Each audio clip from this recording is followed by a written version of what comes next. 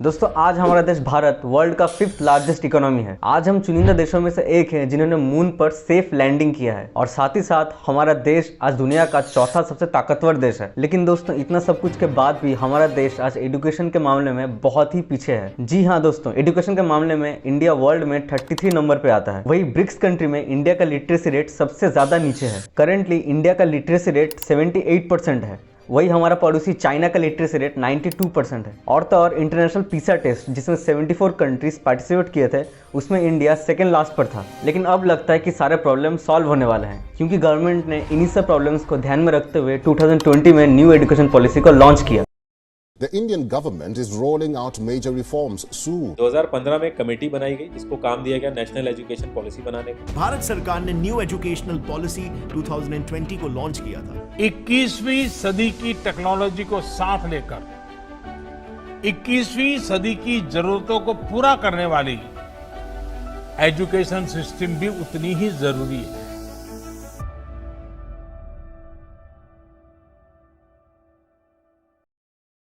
जब मैंने इस टॉपिक पर रिसर्च किया तब मुझे पता चला कि नया एजुकेशन सिस्टम हमारे एंशिएंट इंडियन गुरुकुल सिस्टम से जुड़ा हुआ है। अगर आप लोग को गुरुकुल सिस्टम के बारे में और जानना है तो हमने इस पर एक डिटेल वीडियो बनाया है जो कि आपको इस आई के बटन पर क्लिक करने से मिल जाएगा। काफी कम लोग को ये पता है कि एनएपी में इम्प्लीमेंट न्यू सिलेबस और स्ट्रक्चर का इंस्पिरेशन एंशिएंट गुरुकुल सिस्टम से लिया गया है, जिसका मेंशन एनएपी स्ट्रक्चर के काफी सारे जगहों पे किया गया है। तो एनएपी के बारे में जानने से पहले ये जान लो कि ये चेंजेस सिर्फ गवर्नमेंट स्कूल को ध्यान में रखते हुए ही बनाया गया है, जहाँ इंडिया के हर एक मिडिल क्लास फैमिली का बच्चे पढ़ाई करते हैं। हालांकि ये changes government board based private schools में भी लाया जाएगा, लेकिन मेजरली ये पब्लिक स्कूल्स को ध्यान में रखते हुए ही बनाया गया है। तो इस पॉलिसी के अकॉर्डिंग पुराने 10 to 12 स्ट्रक्चर को बदलकर new multi diverse experimental and skill based education system को इंट्रोड्यूस किया गया। आसान भाषा में एक प्रैक्टिकल एजुकेशन सिस्टम। काफी सालों से चले आ रहे 10+2 एकेडमिक स्ट्रक्चर को बदलकर न्यू 5+3+3+4 स्टेज मॉडल में ट्रांसफॉर्म किया गया, जिसमें फर्स्ट 5 इयर्स प्री स्कूल से सेकंड ग्रेड तक का होगा, जिसको फंडामेंटल स्टेज भी कहा जाएगा।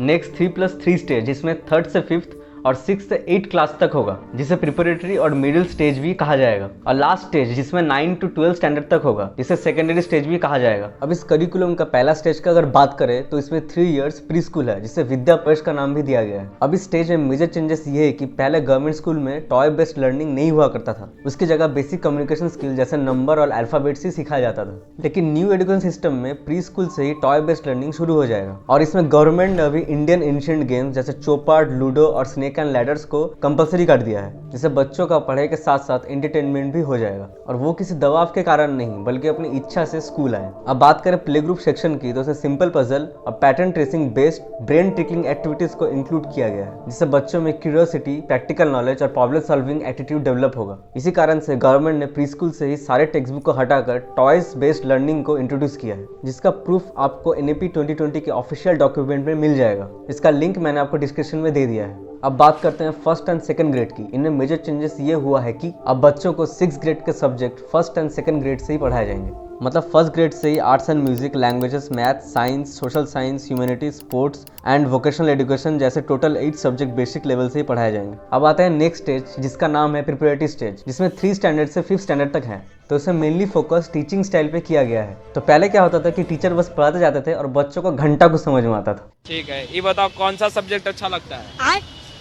एक्चुअली ये सभी का प्रॉब्लम है, क्योंकि यहाँ पे बच्चे गुड लिसनर तो बन जाते हैं लेकिन उनमें क्वेश्चन आस्किंग एबिलिटी डेवलप नहीं होता है। इसी प्रॉब्लम को फिक्स करने के लिए अब इस पॉलिसी में इंटरेक्टिव लर्निंग के द्वारा पढ़ाया जाएगा। इनफैक्ट 3 लैंग्वेजेस भी ऐड होंगे। पहला उस स्टेट का लोकल लैंग्वेज, दूसरा इंग्लिश और तीसरा कोई सा भी इंडियन लैंग्वेज। और ये सारे लैंग्वेज 12 स्टैंडर्ड तक रहेंगे। इस सिस्टम में 2 चेंजेस जो मुझे काफी ज्यादा अच्छा लगा वो है मैथ्स अब आर्ट एंड क्राफ्ट के द्वारा पढ़ाया जाएगा। दूसरा, बच्चों को कल्चरल रूट से जोड़ने के लिए पंचतंत्र जैसे एंशिएंट स्टोरी बुक्स को भी सिलेबस में ऐड किया गया है। अब बात करते हैं 3rd स्टेज यानी मिडिल स्टेज, जिसमें 6 to 8 ग्रेड तक है। पहले क्या होता था कि वोकेशनल कोर्स से सिर्फ 11th और 12th स्टैंडर्ड में ही ले सकते थे, लेकिन अभी वो 6 स्टैंडर्ड से ही ले सकते हैं। और गवर्नमेंट ने 6 स्टैंडर्ड से ही इन सब्जेक्ट्स में इंटर्नशिप मैंडेटरी कर दिया है।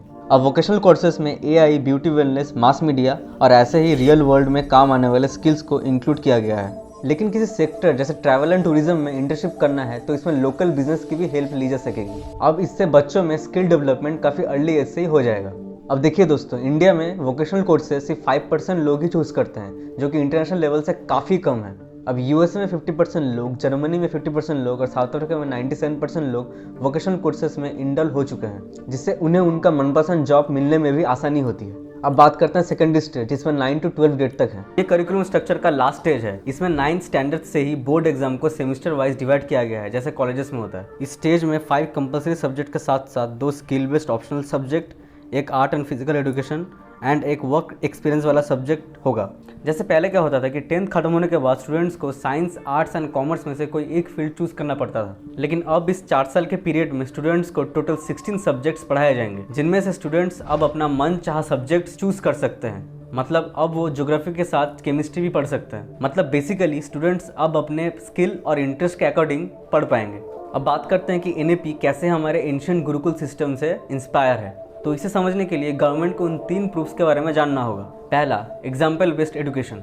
जैसे किसी को अगर जंगलों के बारे में जानना है तो उनके गुरु उनको जंगल में लेके जाते थे और सारे पेड़ पौधे के बारे में पढ़ाते थे। दूसरा, डाइवर्सिफाइड सब्जेक्ट्स। एनईपी की तरह ही गुरुकुल में भी एस्ट्रोफिजिक्स, केमिस्ट्री, मेडिकल साइंस और 18+ वोकेशनल सब्जेक्ट्स हुआ करते थे। तीसरा, इंटरेक्टिव लर्निंग। एनईपी में जैसे क्वेश्चन बेस्ड लर्निंग इंक्लूड है, वैसे ही गुरुकुल सिस्टम में भी हुआ करता था, ताकि स्टूडेंट्स और टीचर के बीच इंटरेक्शन बढ़े। ये सब छोड़ के भी एनईपी में सिलेबस काफ़ी चेंज हुआ है।